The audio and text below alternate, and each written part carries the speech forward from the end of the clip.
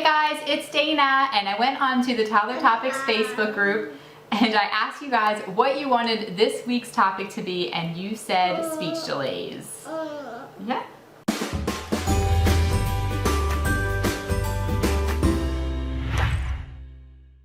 So I actually really want to talk about speech delays with your toddlers because we have speech delays, meaning that our twins are not speaking 50 words or more by the age of 2. So we actually had the pediatrician recommend a speech therapist to come out and to evaluate them to see whether or not they qualified for some kind of speech therapy.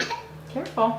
Because for a while we weren't really concerned because our older daughter, who is 5, is very chatty, and our pediatrician kept saying that when you have an older child who is very talkative, sometimes it will mean that your younger child won't speak as soon or be as inclined to talk because your older child will speak for them. And I kind of felt like that was the situation in our house because our daughter is so talkative, and I thought that's why, you know, the twins weren't. Because boys in general usually speak later and they are focusing on one skill at a time. So a lot of times there will be a higher prevalence of speech delays if you have a son versus a daughter. But then after they turned 2, we started to get kind of concerned because they weren't really speaking at all. There was just no words. So we had them evaluated, and Crank actually passed. They said he was fine, he didn't qualify for extra services, but Louis did. So he needed some speech therapy, and we have had a speech therapist come out once a week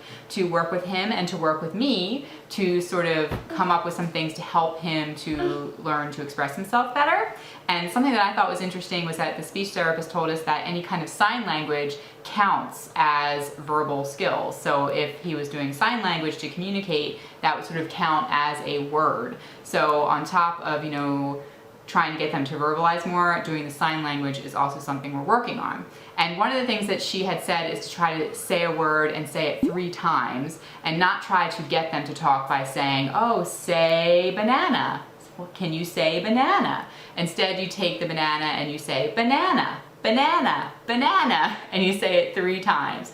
And it sort of seems obnoxious, but I've noticed that that is working, and it's helping if we're just repetitive and we're very clear about the words that we're using. And then to try to go with whatever activity your child naturally does. So if your child is playing and they're involved in an activity, just try to go along with that activity. If they're sort of playing and they're jumping or doing some kind of ring around the rosy, then you would, you know, all fall down, down, down, and then you go up, up, up, and just try to incorporate it into their play so it's not something that's tedious for them. You getting down? Okay. And then also if you have a preemie or if you have twins, a lot of times they'll talk later on as well. And preemies, obviously, because they're born prematurely, so it's going to take them longer to get to that point where they're talking. And then with twins, they said a lot of times twins communicate so well with each other non-verbally that they don't feel the need to speak as much as a singleton baby might. So those are some of the things that we are doing in our house to help with speech delays.